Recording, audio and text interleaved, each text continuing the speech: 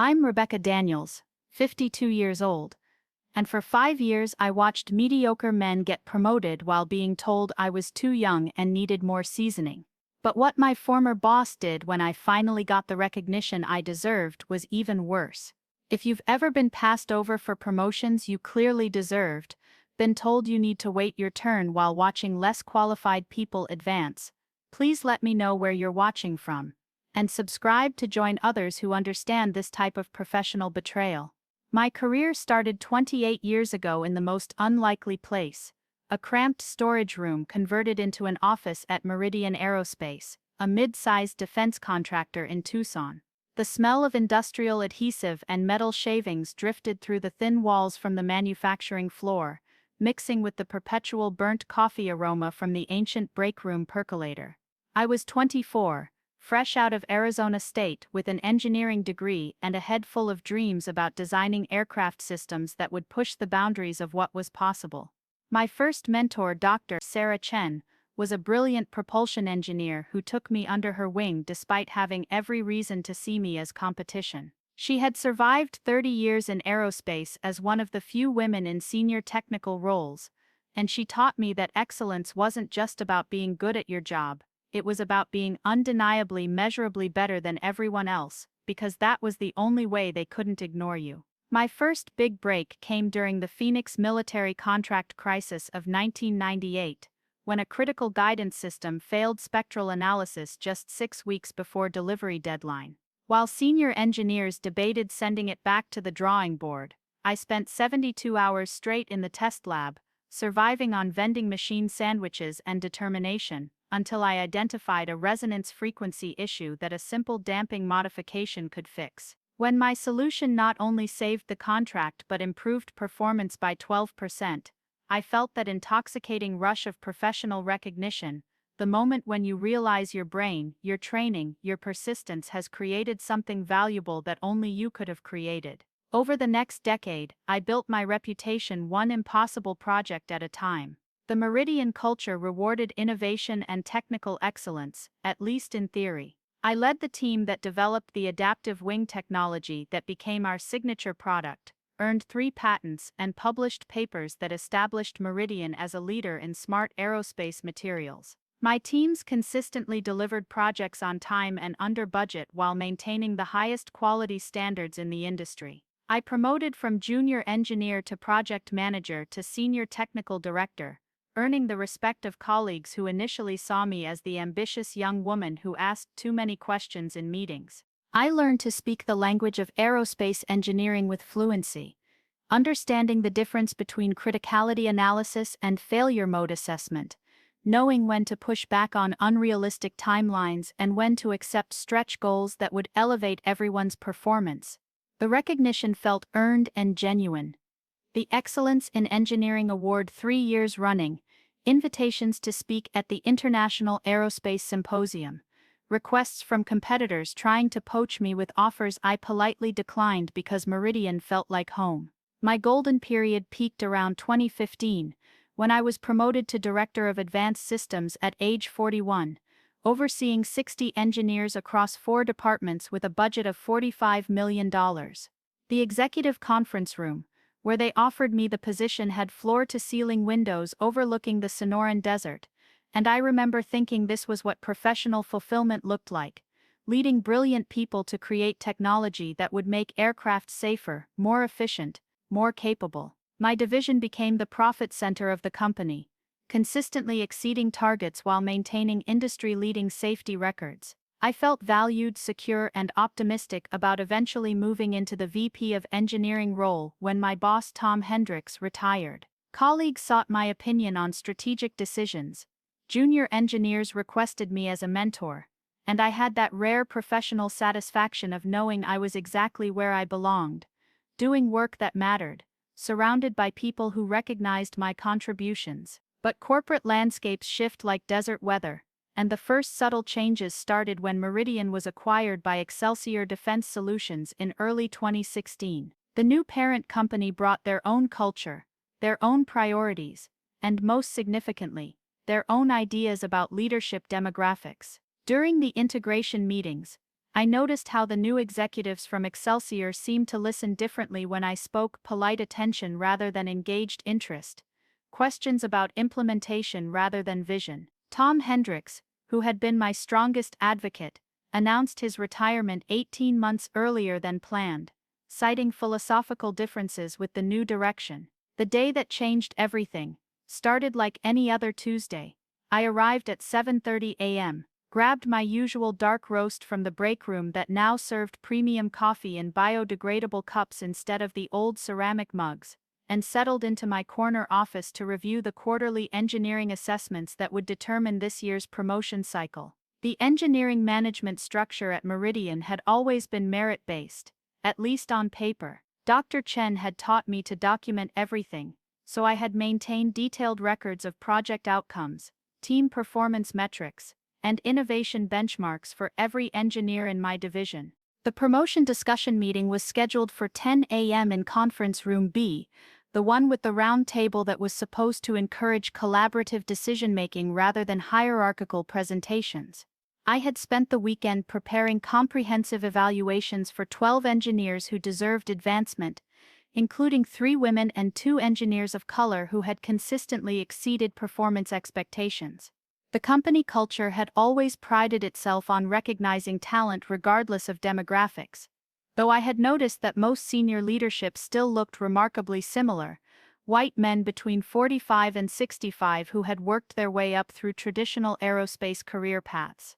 What made Meridian different from typical defense contractors was our commitment to innovation over politics. Engineers advanced based on technical contributions, project leadership, and measurable results rather than who they knew or how well they played golf with executives. At least, that had been true under the previous ownership. The new Excelsior leadership brought different priorities, emphasizing cultural fit and leadership potential in ways that seemed coded for characteristics that had nothing to do with engineering excellence. I had started noticing subtle changes in how meetings were conducted, how decisions were communicated, and which voices seemed to carry more weight in strategic discussions. The office environment reflected these shifting dynamics. The open floor plan that had once encouraged collaboration between departments now felt like a surveillance system where every conversation could be monitored and evaluated. The new corporate policies emphasized alignment with company values without clearly defining what those values were, creating an atmosphere where people second-guessed their natural professional instincts. Coffee conversations became more guarded, project discussions more formal, and the easy camaraderie that had made Meridian feel like a place where engineering excellence was truly valued began to evaporate. Walking into that conference room at 10 a.m., carrying my laptop and the promotion files I had so carefully prepared, I had no idea I was about to discover just how dramatically everything had changed. The smell of new leather from the recently upgraded furniture mixed with the lingering aroma of sanitizer, another post-acquisition upgrade that somehow made the space feel less welcoming rather than more professional. Tom's replacement, David Morrison, had already been seated at the head of the table for 20 minutes, reviewing documents I hadn't seen before, surrounded by 3 Excelsior executives I recognized but had never worked with directly. The morning sun streaming through those conference room windows created harsh shadows across the table, and I remember thinking something felt fundamentally different about this meeting before anyone even spoke. I had built my career on the belief that excellence would always be recognized, that hard work and measurable results would speak louder than office politics or demographic preferences. 28 years of success had taught me to trust the system, to believe that good companies rewarded good work, and that my track record of innovation, leadership, and profitability would continue to open doors as it always had. I was about to learn how naive that belief had become, and how quickly a career built on merit could be undermined by leaders who valued different qualities entirely. The meeting started exactly on time with David Morrison shuffling through papers that looked suspiciously like organizational charts rather than the engineering performance evaluations I had prepared.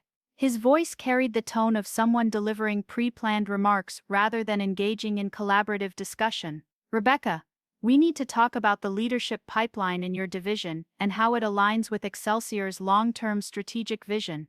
The phrase long-term strategic vision had become corporate speak for decisions that had already been made elsewhere, by people who weren't in the room and wouldn't be affected by the consequences. I opened my laptop, ready to present the comprehensive analysis that demonstrated why each of my recommended promotions would strengthen both team capability and company profitability. That's when David slid a single sheet of paper across the table, a reorganization plan that eliminated 3 senior engineering positions in my division and created 2 new strategic leadership development roles that would report directly to Excelsior executives rather than through the existing technical management structure. The paper smelled like fresh toner and corporate efficiency, and as I scanned the bullet points, I realized that none of my carefully evaluated engineers were being considered for advancement. Instead, the document outlined a plan to bring in external candidates who would bring fresh perspectives and proven leadership experience from other Excelsior divisions.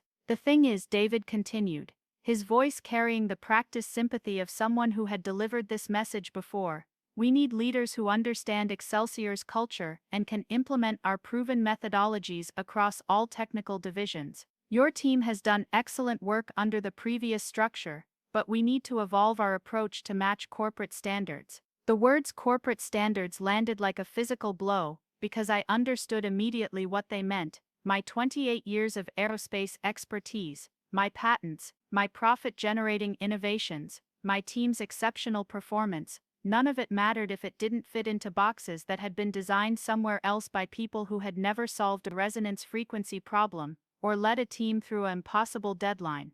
The 3 Excelsior executives nodded in synchronized agreement, their expressions professionally neutral in the way that corporate training teaches you to deliver bad news without appearing personally invested in the outcome.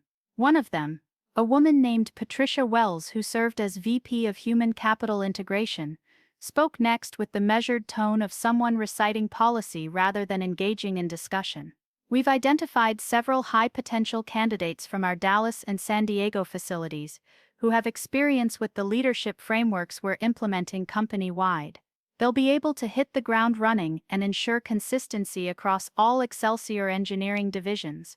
I felt my stomach drop as I realized what was happening. This wasn't a promotion discussion. It was notification of a fait accompli. The high-potential candidates were already selected, already being onboarded, already preparing to take over teams I had built and nurtured for years.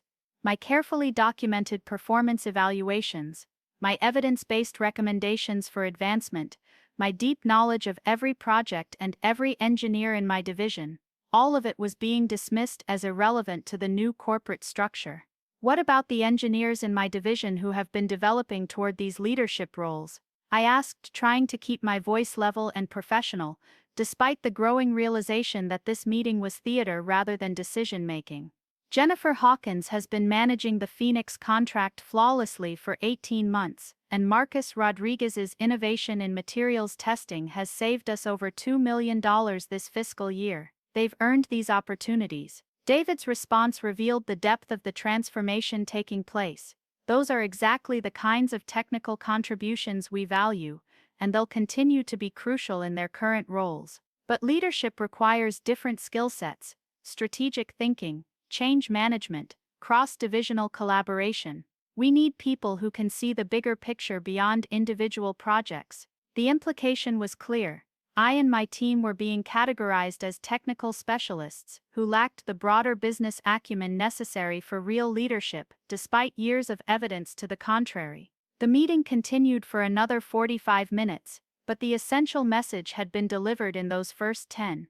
The Meridian I had joined as an eager young engineer, where technical excellence and innovation were the primary currencies of advancement, was being systematically dismantled and replaced with a corporate structure that valued alignment over achievement, conformity over creativity. My division would be reorganized, my team would be reassigned, and my role would be evolved to focus on technical excellence rather than strategic leadership, a demotion disguised as organizational optimization. Walking back to my office, the familiar hallways felt different.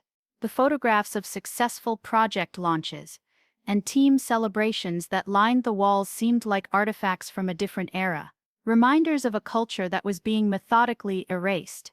I sat at my desk, staring at the quarterly performance reports that demonstrated unequivocally that my division was the most profitable and innovative in the company, wondering how excellence had become irrelevant so quickly.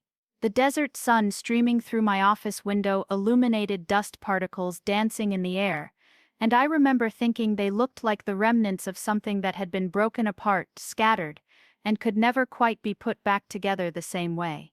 That afternoon, I did what Dr. Chen had taught me to do when facing professional challenges. I started documenting everything. I made copies of every performance evaluation, every project outcome report, every email that demonstrated the success and profitability of my division. I had no idea yet that I was gathering evidence for a battle I didn't even know was coming, but instinct told me that truth would eventually matter, even if it didn't seem to matter right now. The corporate transformation was just beginning, and I was about to discover that being passed over for promotion was only the first move in a much larger game. The gaslighting started during my next meeting with David Morrison, 3 weeks after the reorganization announcement. He had requested what he called a calibration session to discuss my adjustment to the new leadership structure and to ensure we're aligned on expectations moving forward. The conference room was the same one where my career trajectory had been quietly redirected, but this time David had come prepared with a different kind of ammunition, revisionist history disguised as performance feedback. "Rebecca, I want to make sure you understand that this transition isn't about your technical capabilities," he began, arranging papers on the table with the deliberate precision of someone building a case. "Your engineering skills are solid, and your project management has been adequate. But leadership at Excelsior requires a broader perspective, and we've identified some areas where your approach hasn't quite aligned with corporate best practices." The word adequate hit like a slap. 28 years of engineering excellence, 3 patents, millions in cost savings, and multiple industry awards had just been reduced to adequate by someone who had been at Meridian for 6 months. Patricia Wells from Human Capital Integration was there again, this time with a manila folder containing what she described as 360-degree feedback from colleagues and subordinates. "We've been conducting informal interviews with your team members and stakeholders," she explained, opening the folder to reveal carefully typed summaries that I was not allowed to read directly. "While people respect your technical knowledge, there are some concerns about communication style and adaptability to change." She quoted selectively from anonymous feedback that painted me as rigid, overly detail-oriented, and resistant to new corporate initiatives. The most insidious part was how they mixed legitimate observations with damaging interpretations. Yes, I was detail-oriented. That's what had prevented costly engineering failures for years. Yes, I had questioned some of the new corporate initiatives because they contradicted proven technical practices and threatened project quality. But in their retelling, these strengths became weaknesses, and my professional judgment became evidence of inflexibility. David nodded sympathetically as Patricia spoke, as if he genuinely regretted having to deliver such disappointing news about my performance. "The feedback suggests that your teams sometimes feel micromanaged," Patricia continued, "and that you tend to focus on tactical execution rather than strategic vision." I knew this was fabricated because I had just completed our annual team satisfaction survey, where my leadership style had received consistently high ratings for providing clear direction while allowing technical autonomy. But they had my responses to their carefully framed questions, and I had no access to the actual feedback they claimed to have collected. I requested specific examples and documentation, which prompted an exchange of glances between David and Patricia that I was clearly meant to notice. "That's exactly the kind of response that concerns us," David said with practiced patience. "This defensive posture, this need to challenge every piece of feedback, suggests difficulty accepting guidance and adapting to corporate culture. We're trying to help you understand how to succeed in the new structure, but you seem more interested in proving us wrong than in growing professionally." The circular logic was maddening and deliberate. Asking for evidence of poor performance was itself treated as evidence of poor performance. Defending my track record was characterized as defensiveness. Requesting clarity about expectations was interpreted as resistance to change. Every response I gave was somehow confirmation of the problems they were describing, creating an impossible situation where silence looked like admission and engagement looked like defiance. They had obviously been trained in this approach because their tag team delivery was too smooth to be improvised. David would present criticism dressed as concern. Patricia would provide pseudo-data that supported predetermined conclusions, and together they created an atmosphere where my 28 years of success became a liability rather than an asset. The meeting ended with David assigning me to work with an executive coach to develop the leadership competencies that will help you thrive in our evolving organization. But the real revelation came 2 days later when I ran into Jennifer Hawkins in the parking lot after work. Jennifer had been one of my most promising engineers, someone I had been grooming for senior project management, and her expression when she saw me was a mixture of guilt and anger that immediately told me something was wrong. "Rebecca, I need you to know that I never said those things," she said, glancing around the empty parking lot as if corporate security might be monitoring our conversation. "What things?" I asked, though I was already beginning to understand. "They interviewed me last week about your management style," Jennifer explained, her voice barely above a whisper. "They asked leading questions about whether I felt I had enough autonomy, whether I thought you trusted the team to make decisions, whether I felt prepared for leadership roles. I gave positive answers, but they kept rephrasing the questions like they were looking for different responses. Then they asked about specific incidents that never happened, like times when you allegedly overruled team decisions or excluded people from important meetings." Jennifer's revelation shattered the last of my naivety about corporate political warfare. They weren't just reinterpreting my performance, they were manufacturing evidence to support predetermined conclusions. The 360-degree feedback wasn't based on actual interviews with my team. It was based on carefully constructed questions designed to elicit responses that could be selectively quoted and recontextualized to build a case for my incompetence. "They're doing this to other people too," Jennifer continued. "Marcus told me they asked him about whether he felt you gave him enough credit for his innovations, and when he said you always ensured his work was properly recognized, they asked whether he thought you might be threatened by his success. It was like they were trying to plant ideas rather than collect feedback." That night I sat in my home office surrounded by performance reviews, project reports, and industry recognition letters that told a completely different story about my leadership and professional capabilities. The contrast between documented reality and corporate narrative was so stark it would have been laughable if my career wasn't being systematically dismantled. I was beginning to understand that this wasn't about performance improvement or organizational optimization, it was about creating justification for decisions that had already been made for reasons they couldn't admit publicly. The isolation campaign began subtly, the way most professional assassinations do. It started with small changes that could easily be explained as organizational efficiency rather than deliberate exclusion. The Monday morning leadership team meetings that I had attended for 7 years were suddenly restructured to focus on strategic initiatives that didn't require input from operational directors.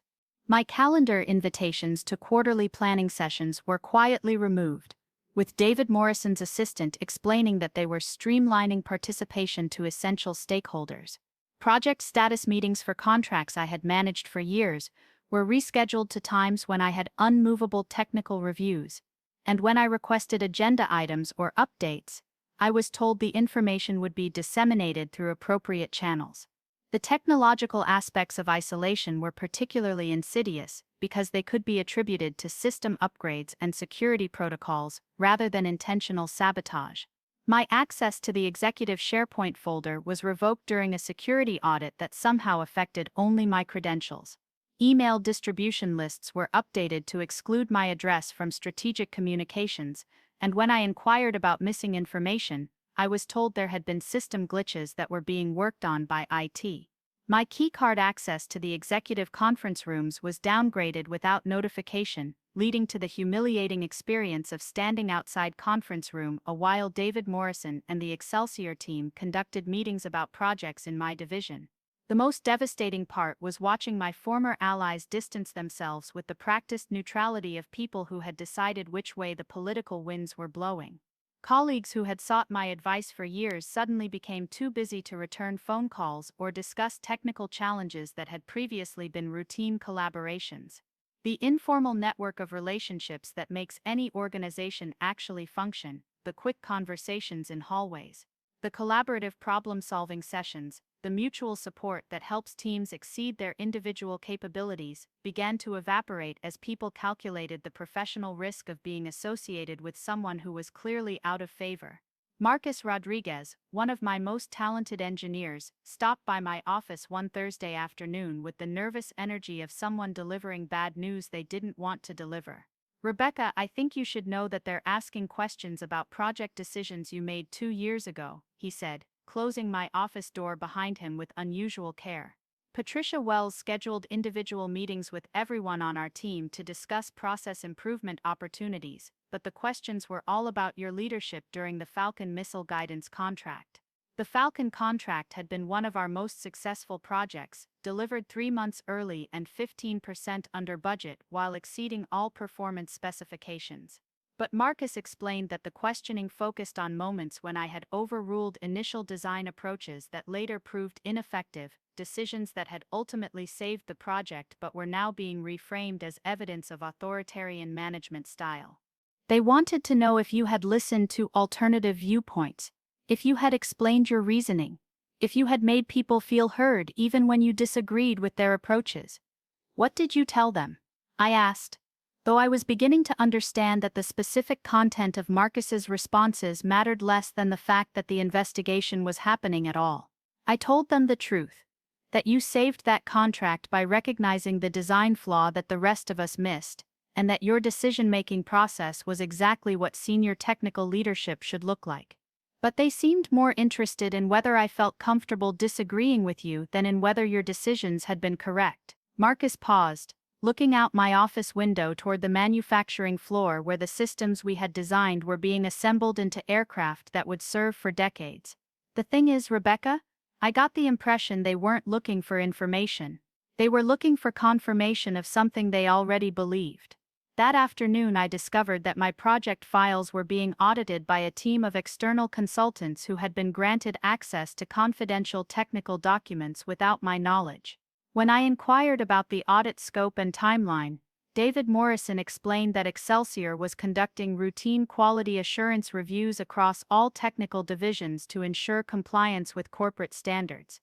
But the audit was clearly focused on identifying irregularities or questionable decisions that could support the narrative they were building about my leadership capabilities. The quality of my work was becoming irrelevant in a system designed to find fault regardless of actual performance. Every decision I had made, every project I had led, every innovation I had championed was being re-examined through the lens of predetermined conclusions about my unsuitability for leadership. The engineering excellence that had built my reputation was being recontextualized as evidence of my limitations, and the very achievements that had earned respect and recognition were now being used as weapons against me. By December, 6 months after the reorganization announcement, I was effectively managing my division through intermediaries while being excluded from the strategic decisions that affected every aspect of our work. My team was confused and demoralized, caught between loyalty to a leader who had consistently supported their professional development and pressure from new management that was clearly orchestrating my marginalization. The engineering work continued, but the collaborative culture that had made us successful was being systematically destroyed by corporate politics that had nothing to do with technical excellence or business results. The setup came in January, disguised as an opportunity for redemption. David Morrison scheduled what he called a reset meeting to discuss my path forward within the new organizational structure. Patricia Wells was there again, this time accompanied by a corporate lawyer, whose presence was explained as standard procedure for performance planning discussions. The conference room had been rearranged with a small table and 4 chairs, creating an intimate setting that felt more like an interrogation than a collaborative planning session. "Rebecca, we want to give you every opportunity to succeed in this transition," David began, his tone carrying the kind of manufactured sympathy that immediately signals impending bad news. "But we need to see dramatic improvement in specific areas, and we need to see it quickly." He slid a document across the table titled Performance Improvement Plan that outlined expectations so detailed and contradictory that failure was essentially guaranteed. The plan required me to demonstrate enhanced strategic thinking while simultaneously improving operational execution. I was expected to build stronger collaborative relationships with the Excelsior executives who had been systematically excluding me from strategic discussions, while also showing greater independence and initiative in developing solutions to problems I was no longer allowed to fully understand. The timeline was 90 days, with formal evaluations every 30 days based on criteria that were subjective and unmeasurable. But the real trap was buried in the specifics. The plan required me to lead a cross-divisional integration project that would demonstrate my ability to work effectively within Excelsior's corporate culture. The project involved coordinating with teams in Dallas and San Diego to standardize manufacturing processes across all facilities, a legitimate business objective that would typically require 12 to 18 months of careful technical analysis and gradual implementation. I was given 90 days and a budget that was insufficient for the travel and consultation necessary to do the work properly.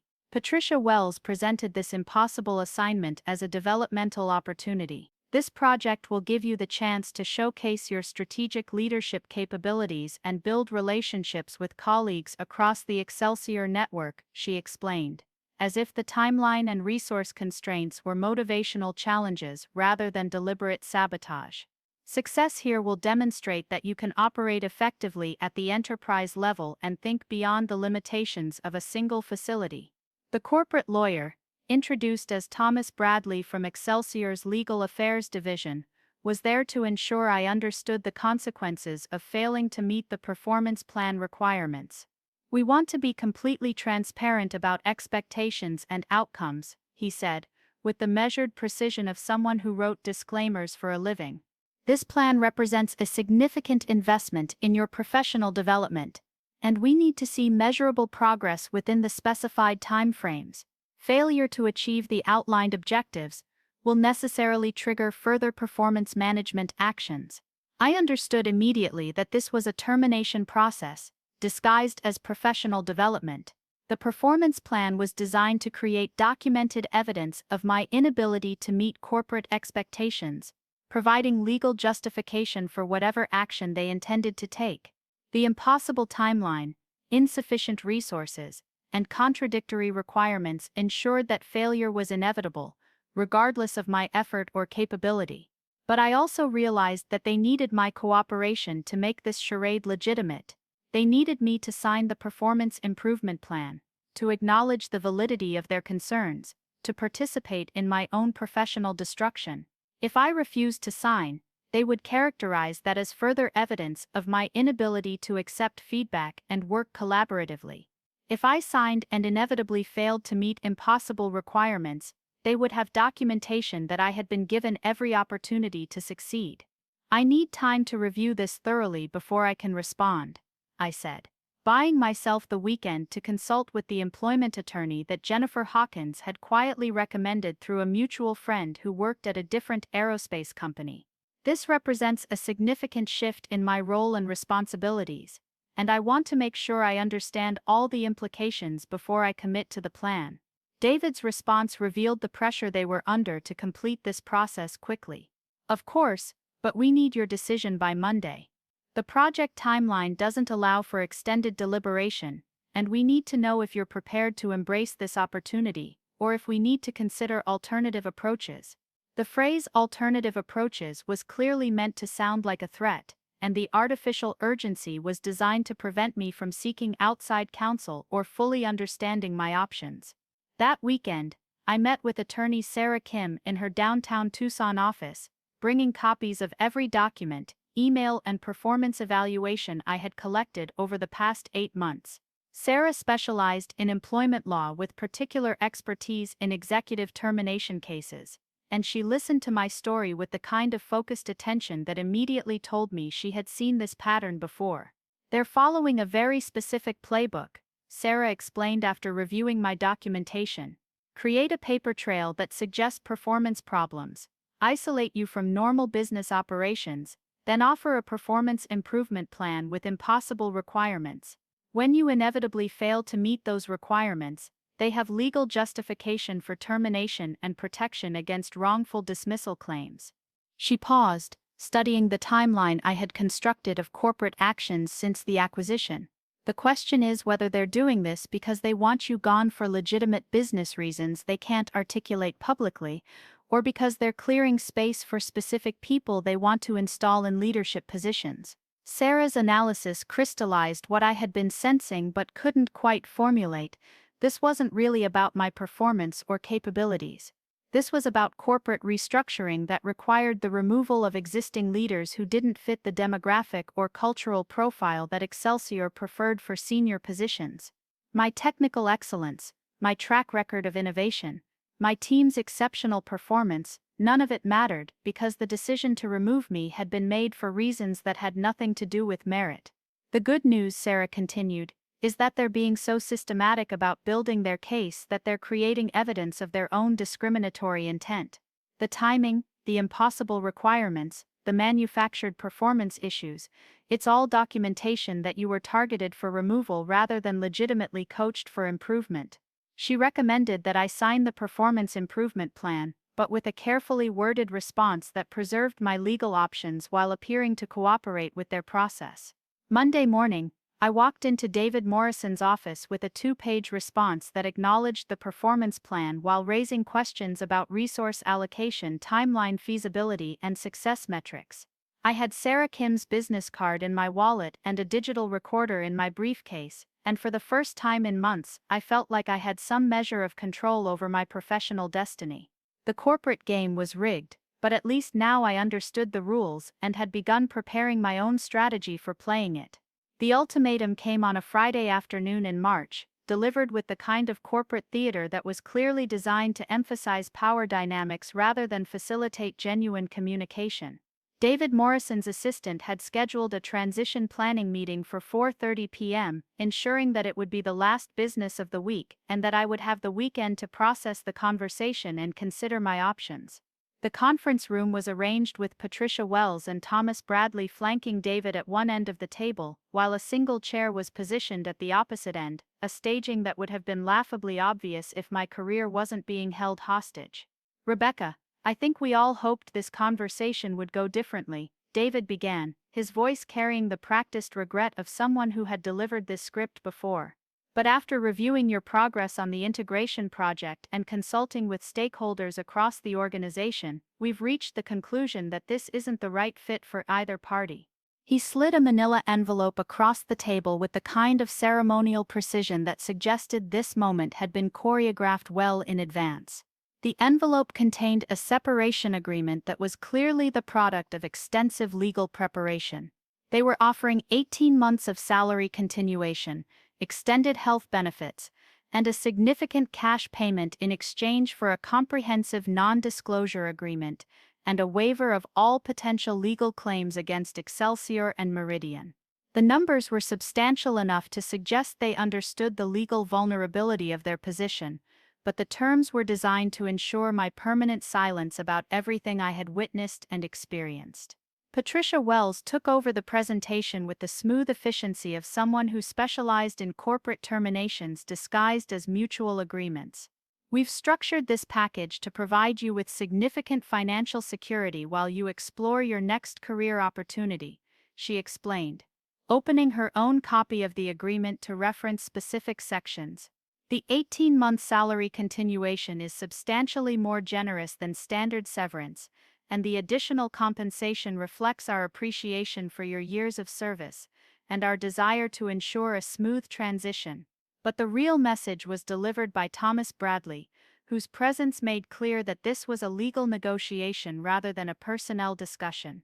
"The agreement includes standard confidentiality provisions that protect both parties' interests," he said, his tone carrying the unmistakable implication that refusing these terms would trigger consequences I wouldn't enjoy.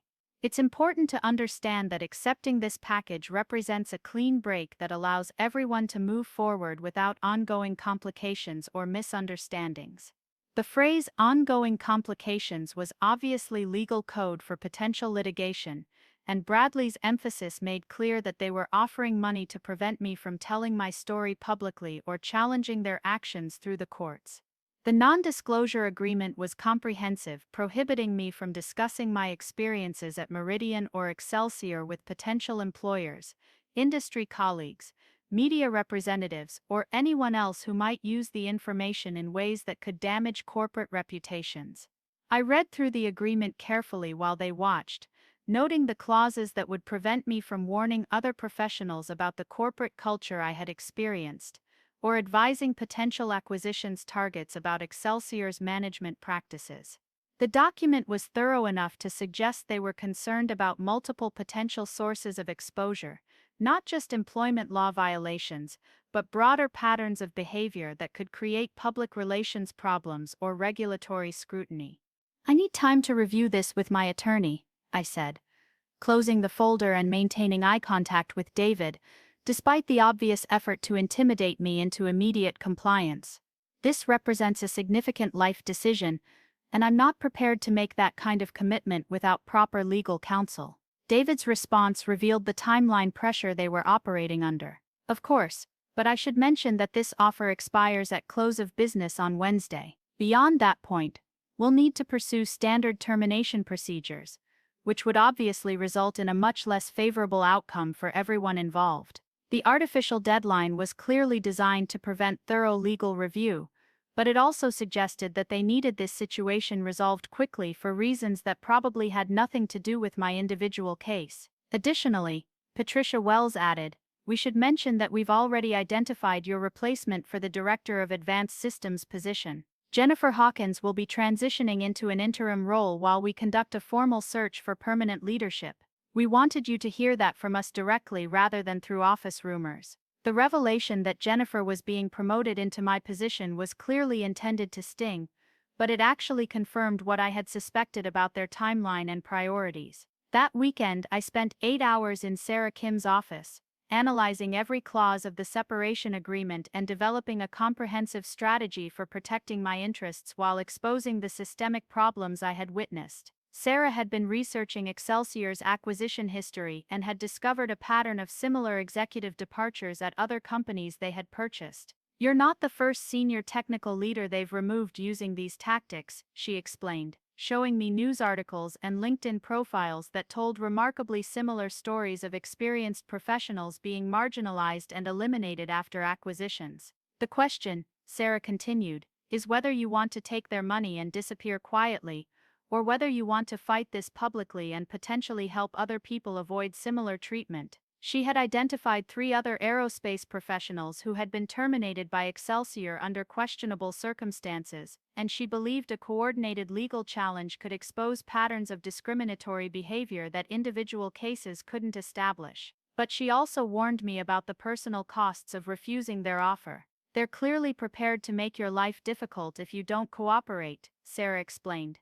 "The threats about references and industry reputation aren't empty. They have enough influence in aerospace to create real problems for your career prospects, and fighting them publicly will require a significant investment of time, money, and emotional energy with no guarantee of success." Monday morning, I walked into David Morrison's office with a counter-proposal that I knew they would reject, but that would create a legal record of their unwillingness to negotiate in good faith. I offered to accept a modified separation agreement that included the financial package, but eliminated the non-disclosure provisions, allowing me to discuss my experiences truthfully while agreeing not to make false or defamatory statements about the company. Their response was swift and predictable. "The confidentiality provisions aren't negotiable," Thomas Bradley explained with the cold precision of someone who was accustomed to getting his way through intimidation. "The entire package is contingent on your agreement to maintain complete confidentiality about your employment experiences and the circumstances of your departure." That's when I realized they weren't just trying to get rid of me, they were trying to prevent me from becoming a witness to their systematic transformation of Meridian's culture. They needed my silence not just about my own treatment, but about the broader changes I had observed, the other professionals who had been marginalized, and the corporate practices that prioritized political alignment over technical excellence. "In that case," I said, standing up and returning the unsigned agreement to David's desk, I'll need to decline your offer and pursue my legal options through appropriate channels." The room fell silent for a moment as they processed the reality that their carefully orchestrated termination process wasn't going to end with my quiet cooperation. Patricia Wells made one final attempt at intimidation. "I hope you understand the implications of that decision, Rebecca. Excelsior has significant resources and influence in the aerospace industry. Choosing litigation over a generous settlement could have long-term consequences for your professional reputation and career prospects." "I understand completely," I replied, meeting her gaze with the confidence that comes from finally understanding exactly what kind of fight you're in. "And I'm prepared to accept those consequences rather than allow this behavior to continue unchallenged." Walking out of that conference room for the last time, I felt something I hadn't experienced in months: the satisfaction of standing up for principles that mattered more than personal convenience or financial security. They had expected me to be intimidated by their power and grateful for their money, but they had miscalculated the resolve of someone who had spent 28 years building a reputation based on integrity and excellence. The confrontation came 3 months later in a conference room that felt more like a courtroom than a corporate meeting space.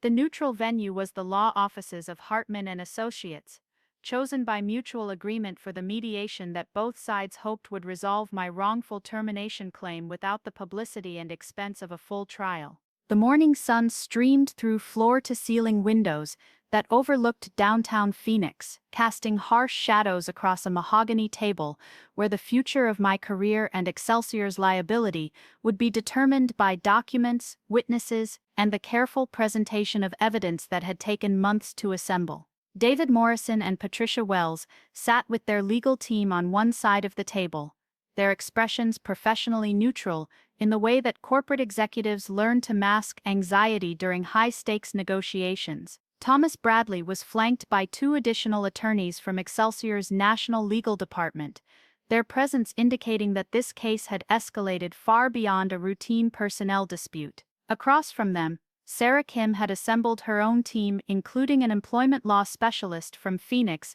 and a corporate accountability expert, whose expertise in acquisition-related discrimination cases had earned national recognition. The mediator, retired federal judge Patricia Hernandez, reviewed the case summary with the methodical precision of someone who had adjudicated thousands of corporate disputes and could recognize patterns of behavior that individual participants might miss. "Before we begin formal presentations," she announced, "I want to establish that this mediation represents each party's opportunity to present their strongest case without the constraints of formal discovery or the unpredictability of jury trial. Whatever happens here today will determine how this matter proceeds." Excelsior's lead attorney, Margaret Foster, opened with the polished presentation of someone who specialized in defending corporations against employee claims. "Your Honor, this case represents an unfortunate misunderstanding about standard corporate restructuring following an acquisition,"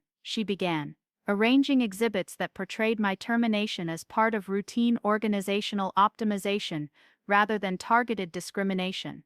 Ms. Daniels was an accomplished technical professional, but technical excellence and executive leadership require different skill sets, and the evidence will show that she struggled to adapt to the broader strategic requirements of her evolved role. For the next 45 minutes, Foster presented a carefully constructed narrative that acknowledged my engineering capabilities while systematically undermining my claims of discriminatory treatment. She emphasized the performance improvement plan as evidence of Excelsior's good faith effort to help me succeed, the integration project as a legitimate test of strategic leadership capabilities, and my ultimate failure to meet requirements as proof that the termination was justified by performance rather than bias. But Sarah Kim had spent months preparing for exactly this presentation, and her response dismantled Foster's arguments with the precision of someone who understood both the legal framework and the corporate tactics being employed. "Your Honor, the evidence will demonstrate that Ms. Daniels was not terminated for performance reasons, but was systematically excluded from normal business operations, and then given impossible assignments designed to justify predetermined conclusions about her leadership capabilities." Sarah's presentation focused on the timeline and documentation that revealed the deliberate nature of my isolation and marginalization. She presented email records showing that I was excluded from strategic meetings while decisions were made about my division, performance evaluations that demonstrated consistent excellence right up until the acquisition, and testimony from current and former Meridian employees that contradicted the corporate narrative about my leadership style and professional capabilities. The turning point came when Sarah introduced evidence that Excelsior's legal team clearly hadn't expected us to obtain. Through discovery requests and industry contacts, she had identified patterns of similar treatment at other companies Excelsior had acquired. Your Honor, we have documentation showing that Miss Daniels's experience was not an isolated incident, but part of a systematic approach to removing senior technical leaders who don't fit Excelsior's preferred demographic and cultural profile. Foster's objection was immediate and forceful. That evidence is irrelevant to this individual case and represents an inappropriate attempt to introduce prejudicial information about unrelated corporate decisions. But Judge Hernandez allowed the presentation to continue, recognizing that patterns of behavior across multiple acquisitions could indicate discriminatory intent that might not be apparent in individual cases. The evidence was devastating. Sarah presented documentation of 12 senior technical professionals at 6 different acquired companies who had been terminated or forced to resign within 18 months of Excelsior acquisitions. The pattern was consistent. Experienced leaders were marginalized through exclusion from strategic decisions, given impossible performance requirements, and ultimately removed despite track records of technical excellence and business success. What's particularly significant, Sarah explained, is that in every case these technical leaders were replaced by executives from Excelsior's existing divisions rather than through competitive hiring processes. This suggests that the terminations were driven by predetermined staffing decisions rather than performance concerns. She presented organizational charts showing that the high-potential candidates brought in to replace terminated leaders were overwhelmingly men between 45 and 60 who had spent their entire careers within Excelsior's corporate culture. But the smoking gun was a series of internal emails that Sarah had obtained through a former Excelsior executive who had become disgusted with the company's practices and was willing to testify about systematic discrimination. The emails, written by senior Excelsior leaders during acquisition planning, explicitly discussed the need to reshape technical leadership and ensure cultural alignment at all management levels. One particularly damaging email referred to the need to move quickly on personnel changes before existing leaders become entrenched in new structures. David Morrison's face went white as Sarah read excerpts from emails that revealed the acquisition process included predetermined plans for replacing senior technical leadership, regardless of performance or business results. Patricia Wells tried to maintain her professional composure, but her body language indicated that she was hearing some of this evidence for the first time and was beginning to understand the legal exposure her company faced. Judge Hernandez called a recess to allow both sides to confer with their clients about the implications of the evidence presented. During the 30-minute break, I watched through the conference room windows as Excelsior's legal team engaged in heated conversations that occasionally rose to the level of visible argument. Sarah used the time to prepare for what she anticipated would be immediate settlement negotiations rather than continued litigation. When proceedings resumed, Margaret Foster's tone had shifted from confident advocacy to damage control negotiation. Your Honor, while my client maintains that Miss Daniels' termination was justified by legitimate business considerations, we recognize that extended litigation would be costly and time-consuming for all parties. We're prepared to discuss resolution terms that would address Miss Daniels' concerns while allowing Excelsior to move forward with its business operations. But Sarah had no intention of allowing them to buy their way out of accountability with money alone. Your Honor, this case was never just about my client's individual treatment. It was about exposing systematic discrimination that affects the entire aerospace industry. Any resolution must include acknowledgement of wrongdoing and commitments to change corporate practices that target experienced professionals for elimination. The negotiation that followed was unlike anything I had imagined when I first decided to fight rather than accept their severance package. Sarah demanded not just financial compensation, but corporate policy changes, diversity monitoring, and external oversight of Excelsior's future acquisition practices. She wanted the settlement to include provisions that would protect other professionals from experiencing what I had endured. Judge Hernandez facilitated these discussions with the expertise of someone who understood that truly successful mediation creates systemic change, rather than just resolving individual disputes. The evidence presented today suggests problems that extend beyond this single case, she observed. Any resolution should address both the individual harm suffered by Miss Daniels and the broader corporate practices that enabled that harm. The final settlement exceeded anything I had hoped for when this process began. Beyond substantial financial compensation, Excelsior agreed to policy changes that would require transparent performance evaluation processes, external monitoring of post-acquisition personnel decisions, and annual diversity reporting for all senior technical positions. They also agreed to fund an industry fellowship program for experienced aerospace professionals who had faced discrimination, creating opportunities for people whose careers had been damaged by corporate politics. Most importantly, the settlement included a limited waiver of confidentiality provisions that would allow me to discuss my experiences publicly for educational and advocacy purposes. While I couldn't reveal specific financial details or make defamatory statements, I would be able to tell my story to warn other professionals about discriminatory practices and help them recognize the early warning signs of systematic exclusion. Walking out of that conference room, I felt a satisfaction that went far beyond personal vindication. The evidence we had presented would make it much more difficult for Excelsior to continue their discriminatory practices, and the policy changes would provide protection for professionals who found themselves in similar situations. The corporate accountability that had seemed impossible when I was sitting alone in my office, excluded from meetings and marginalized from decisions, had become reality through careful documentation, legal expertise, and the courage to fight rather than accept convenient silence. The immediate aftermath of the settlement created a strange period of professional limbo that I hadn't anticipated. While I was vindicated legally and financially compensated for the discrimination I had experienced, I was also unemployed in an industry where word travels quickly and corporate reputations can determine career prospects. The settlement agreement prohibited Excelsior from making negative statements about my performance or character, but it couldn't prevent the subtle forms of industry blacklisting that occur when powerful companies want to discourage other potential employers from hiring someone who has challenged corporate authority. The first few weeks were a mixture of relief and uncertainty. Relief that the legal battle was over and that I had resources to take time choosing my next career move. Uncertainty about whether the aerospace industry would view me as a whistleblower to be avoided or a professional worth hiring for my technical expertise and leadership experience. Sarah Kim had warned me that fighting corporate discrimination publicly often comes with professional costs that extend far beyond the immediate case, and I was beginning to understand what that meant in practical terms. The industry response was mixed and revealing.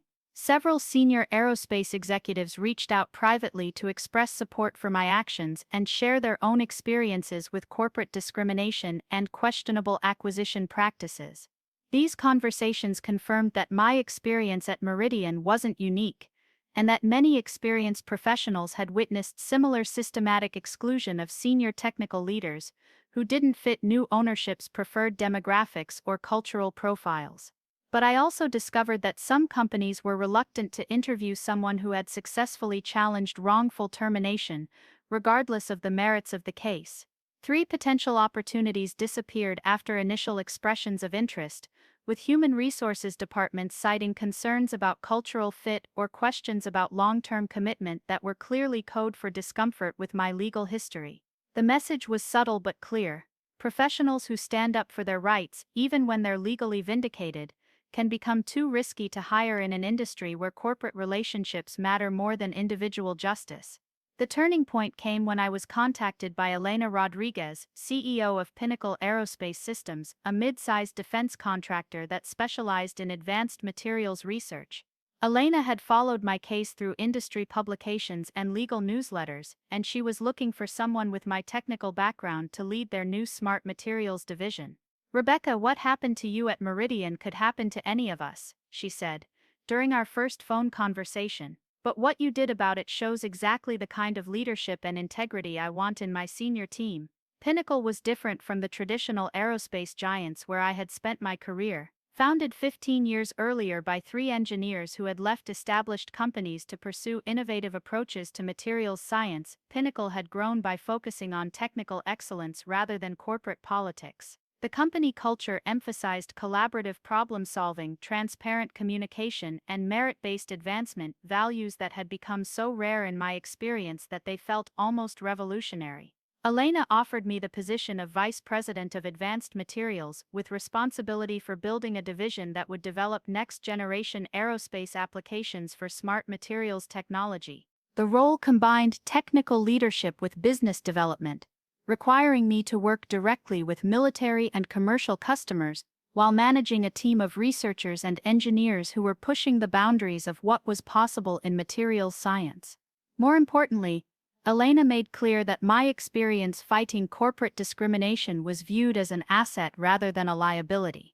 We're a company that succeeds because we value diversity of thought and experience, she explained. Someone who has the courage to stand up for principles when it's difficult and expensive is exactly the kind of leader we need. The conversation was refreshing because it focused on what I could contribute rather than what risks I might represent. 6 months after joining Pinnacle, I was leading a team of 23 engineers and researchers who were developing materials that could adapt their properties in response to environmental conditions. The technology had applications in everything from aircraft wings that could optimize their shape for different flight conditions to protective equipment that could respond automatically to chemical or biological threats. The work was challenging and meaningful, the kind of engineering that had originally drawn me to aerospace because it combined technical innovation with practical applications that could save lives and improve performance. But the real satisfaction came from creating the kind of workplace culture that I had missed during my final years at Meridian. My team meetings were collaborative discussions where junior engineers could challenge senior decisions and where the best ideas were recognized regardless of who proposed them. Performance evaluations were based on measurable contributions to project success rather than subjective assessments of cultural fit, and advancement opportunities were available to anyone who demonstrated technical excellence and leadership potential. The legal settlement with Excelsior had also created unexpected opportunities for industry advocacy and corporate accountability work. The fellowship program we had negotiated was funding research and development projects led by experienced aerospace professionals who had faced discrimination, creating innovations that might never have emerged under traditional corporate structures. I was invited to speak at industry conferences about workplace discrimination and corporate accountability, sharing lessons learned and helping other professionals recognize warning signs of systematic exclusion. 1 year after the settlement, I received a phone call that validated everything I had fought for. Dr. Jennifer Hawkins, who had been promoted into my former position at Meridian, was calling to discuss opportunities at Pinnacle. "Rebecca, the culture at Meridian has become impossible," she explained. "The Excelsior management style has destroyed the collaborative environment that made us successful, and most of the senior technical staff are looking for other opportunities." Jennifer's description of conditions at Meridian confirmed what I had suspected about the long-term consequences of Excelsior's corporate practices. Technical excellence was being subordinated to political alignment, innovation was being stifled by bureaucratic processes, and the engineering culture that had made Meridian successful was being systematically dismantled. The division I had built was struggling to meet contract commitments, and several major projects were experiencing cost overruns and technical problems that could have been avoided with proper technical leadership. "The irony," Jennifer continued, "is that they're starting to realize they need people with your expertise and leadership style, but they've created an environment where those people don't want to work there." She paused, and I could hear the frustration in her voice. They removed the leaders who could make them successful, and now they're discovering that political loyalty can't substitute for technical competence. 3 months later, Jennifer joined Pinnacle as Director of Systems Integration, bringing with her two other senior engineers from Meridian who had become disillusioned with Excelsior's management approach. Within 6 months, our team had developed a materials technology breakthrough that attracted major contracts from aerospace manufacturers who were looking for innovative solutions rather than incremental improvements to existing approaches. The professional healing that had seemed impossible during my darkest months at Meridian had become not just achievable but deeply satisfying. Working at Pinnacle reminded me why I had chosen aerospace engineering as a career. The intellectual challenge of solving complex technical problems, the satisfaction of creating systems that would perform reliably in demanding environments, and the collaboration with brilliant colleagues who shared a commitment to excellence and innovation. 2 years after my legal victory, the industry impact of our settlement became clear through changes that extended far beyond Excelsior's corporate policies. The external monitoring provisions had created accountability mechanisms that other aerospace companies began adopting voluntarily, recognizing that transparent personnel practices were becoming competitive advantages in attracting and retaining top technical talent. The diversity reporting requirements had established benchmarks that industry organizations were using to evaluate corporate culture and leadership development. Most significantly, the case had created legal precedent that made systematic discrimination much more expensive and risky for corporate acquisition strategies. Employment attorneys were using our settlement as a model for challenging similar patterns of behavior, and several major aerospace companies had quietly revised their post-acquisition personnel practices to avoid the legal exposure that Excelsior had faced. The professional community that had seemed so divided and politically charged during my struggle with Excelsior was beginning to demonstrate that corporate accountability and business success weren't mutually exclusive. Companies that prioritized merit-based advancement and transparent leadership development were attracting the most talented engineers and researchers, while organizations that relied on political considerations for personnel decisions were struggling to maintain technical competence and innovation capacity.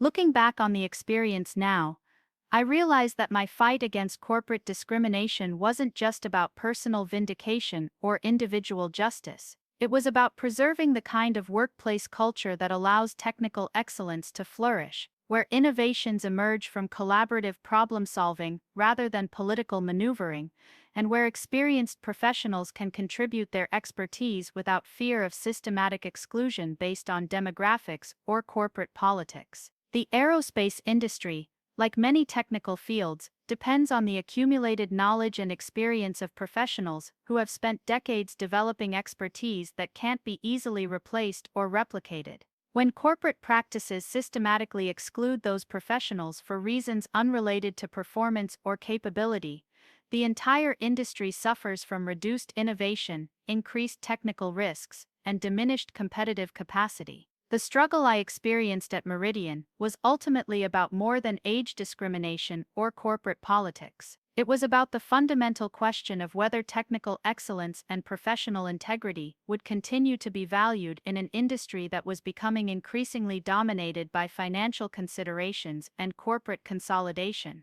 The legal victory was important, but the real success was demonstrating that professionals who stand up for principles can not only survive corporate retaliation but can thrive in environments that appreciate their courage and expertise. The lessons I learned during those difficult months have shaped my approach to leadership and professional development in ways that extend far beyond my individual career. When I speak to engineering students or early career professionals, I emphasize the importance of documentation, the value of building diverse professional networks, and the necessity of standing up for principles even when it's difficult and expensive. But I also share the message that corporate discrimination and workplace injustice are not inevitable features of professional life. Companies and leaders who prioritize merit-based advancement, transparent communication, and collaborative problem-solving create environments where everyone can contribute their best work.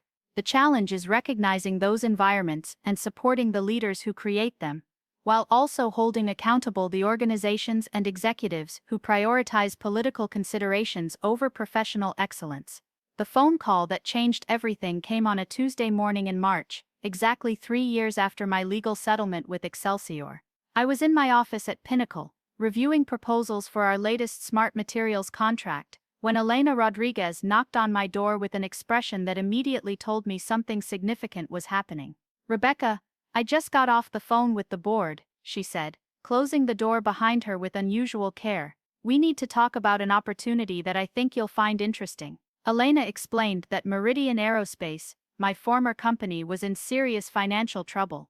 The Excelsior management practices that had prioritized political alignment over technical excellence had led to a series of contract failures, cost overruns, and quality problems that were threatening the company's survival. 2 major military contracts had been terminated for performance failures, and several commercial customers had switched to competitors after experiencing delivery delays and technical problems that would have been unthinkable under the previous leadership structure. The Excelsior board has decided to divest Meridian rather than continue investing in a turnaround that isn't working, Elena continued.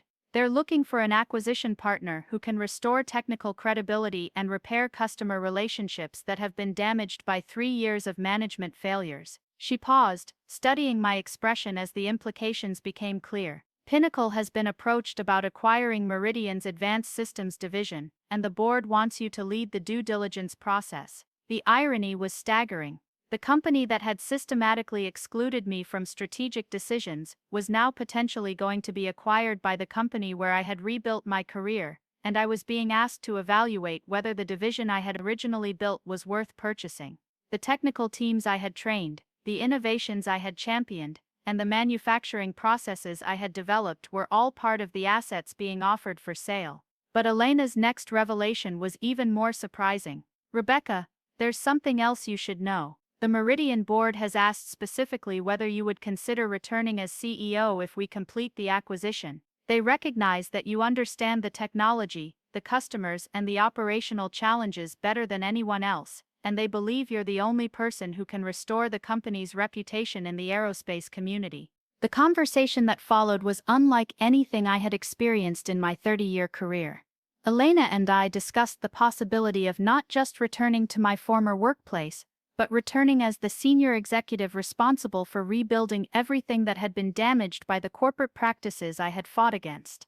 The position would require leading the same people who had watched my marginalization without speaking up, working with customers who had witnessed my professional persecution, and restoring technical standards that had been compromised by leaders who valued political loyalty over engineering excellence. "I need time to think about this," I told Elena, recognizing that this decision would define not just my career trajectory but my personal and professional identity for years to come. "This isn't just about a job opportunity, it's about whether I want to spend the next phase of my career proving that the technical and leadership approaches they rejected were actually correct." That evening, I called Sarah Kim to discuss the legal and practical implications of potentially returning to Meridian in a leadership role. "Rebecca, this is unprecedented," she said, after I explained the acquisition opportunity. "I've never seen a situation where someone who successfully sued for wrongful termination was offered the CEO position at their former company. It's either the ultimate vindication or a setup for the most complicated professional situation imaginable." Sarah's analysis highlighted both the opportunities and the risks. As CEO, I would have the authority to implement the leadership practices and technical standards that had been dismantled under Excelsior management. I could restore the collaborative culture that had made Meridian successful, rebuild relationships with customers who valued technical excellence over political considerations, and create advancement opportunities for the technical professionals who had been marginalized or excluded. But I would also be inheriting a company with damaged reputation, demoralized workforce, and operational problems that would require years to fully address. The financial resources needed for turnaround would be substantial, and success would depend on convincing aerospace customers that Meridian could once again deliver the technical excellence and innovation that had made it successful before the Excelsior acquisition. "The question," Sarah concluded, "is whether you want to spend the next decade of your career rebuilding something that was deliberately destroyed, or whether you'd prefer to continue building something new at Pinnacle." She reminded me that my current position offered security, professional satisfaction, and the opportunity to pursue innovative research without the political complications of corporate turnaround situations.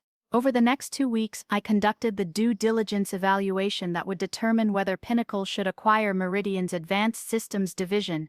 The process was emotionally complex, because it required me to objectively assess the value of work I had originally created, teams I had trained, and innovations I had championed.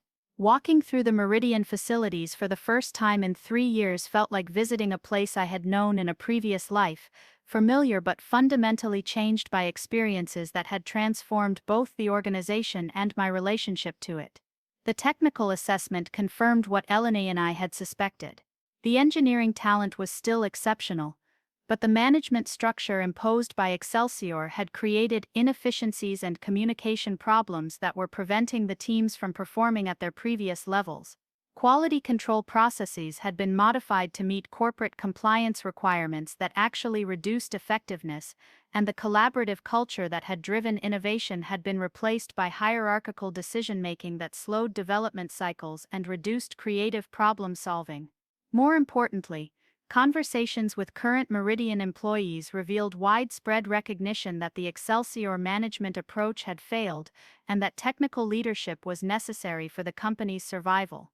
Jennifer Hawkins, who had left for Pinnacle but maintained relationships with former colleagues, arranged informal discussions with senior engineers, who confirmed that morale problems and talent retention issues were threatening the viability of ongoing projects.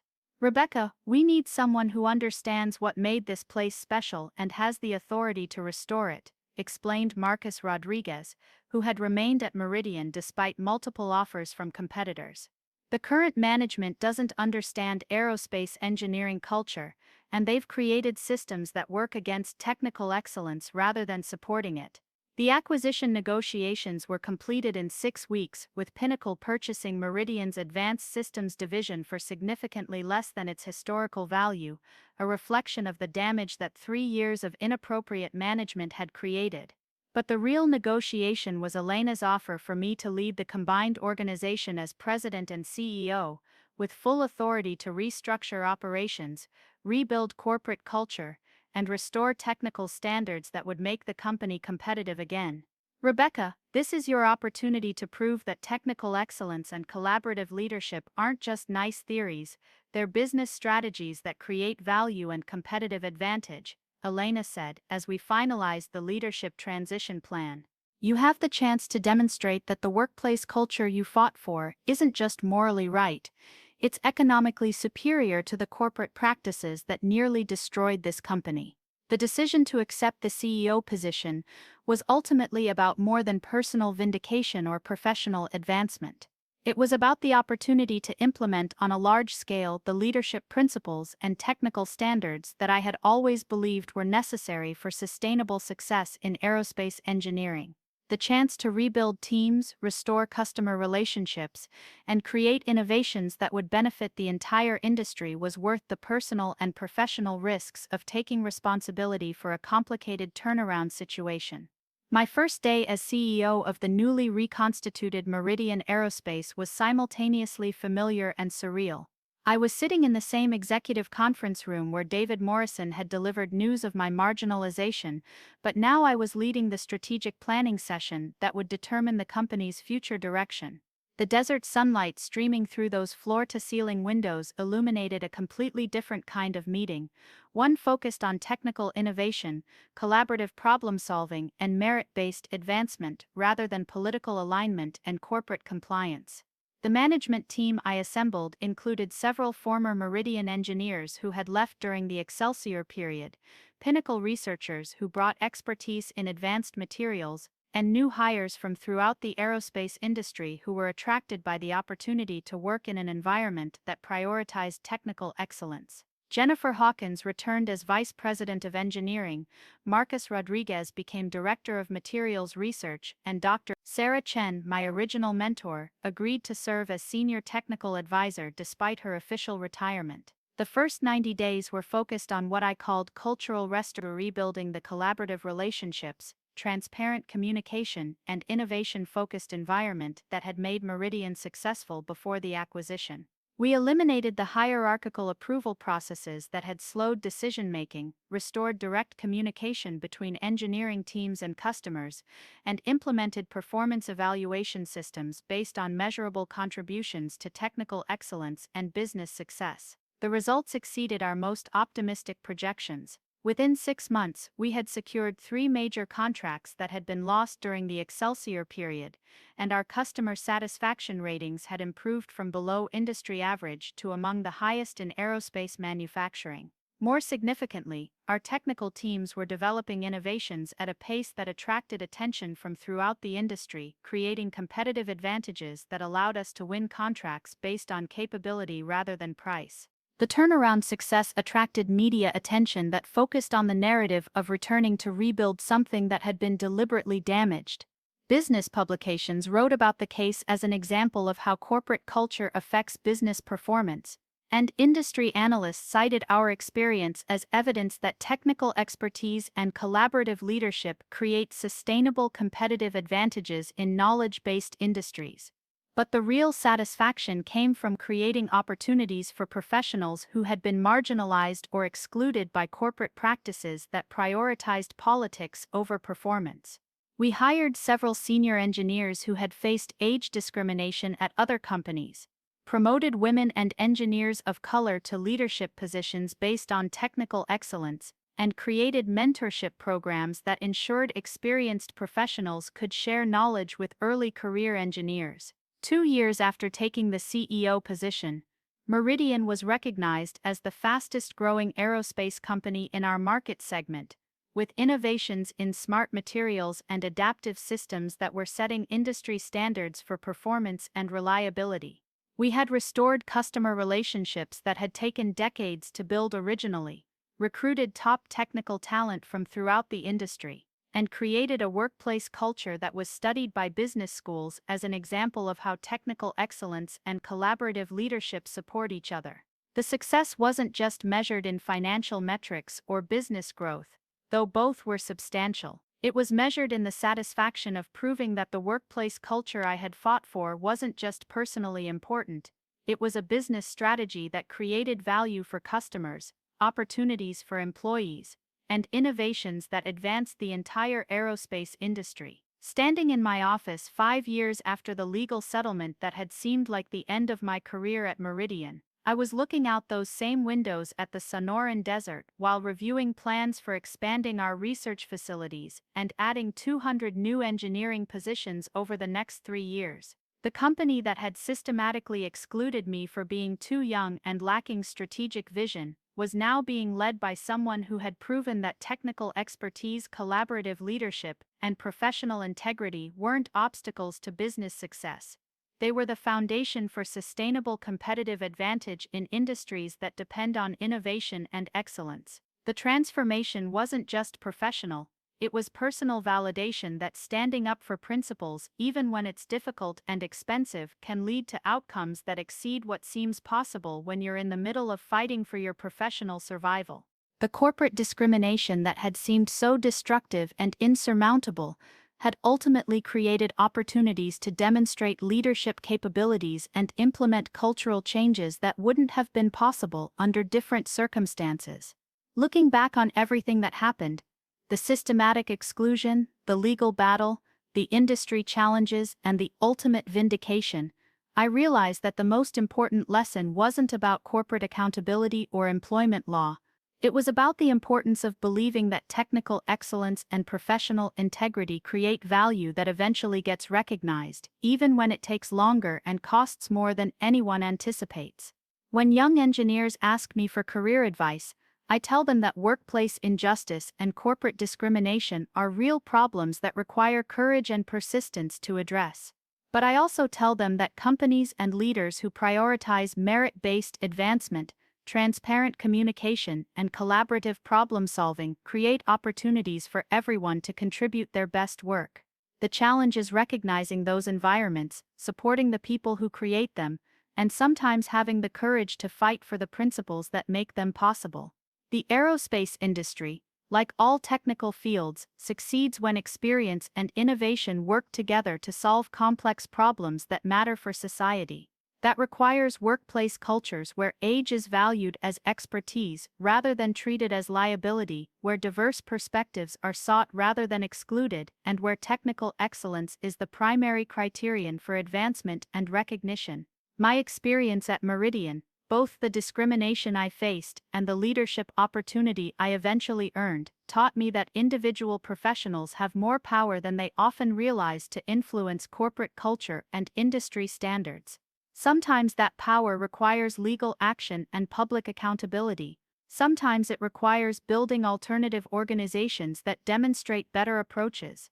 And sometimes it requires taking on leadership responsibilities to prove that the principles you fought for can actually work in practice. The story that began with being told I was too young for promotion ended with leading the same company as CEO and proving that the technical expertise and collaborative leadership they had rejected were exactly what was needed for business success.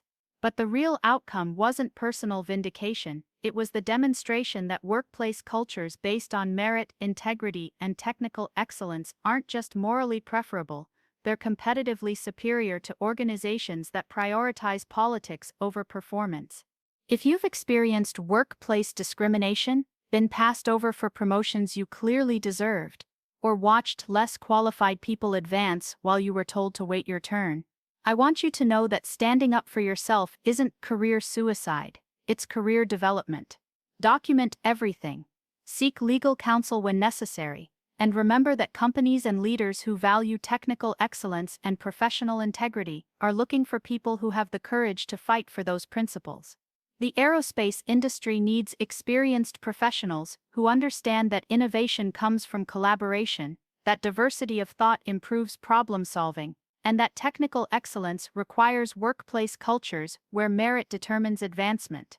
Whether you're starting your career fighting discrimination or leading organizational change, remember that your expertise and integrity create value that eventually gets recognized by the people and organizations that matter. Thank you for watching, and please let me know in the comments if you've experienced similar workplace challenges, or if you've found companies that truly value technical excellence and professional development. Subscribe if you want to hear more stories about fighting corporate discrimination and building workplace cultures that support innovation and advancement based on merit rather than politics. Your career, your expertise, and your professional integrity matter more than any individual company or corporate structure, and there are always opportunities to create or find environments where those qualities are valued and rewarded. Remember, excellence is always recognized eventually. But sometimes you have to fight for the recognition, and sometimes you have to build the organizations where excellence can flourish. Either way, your career belongs to you, and you have more power than you realize to shape it according to your values and principles.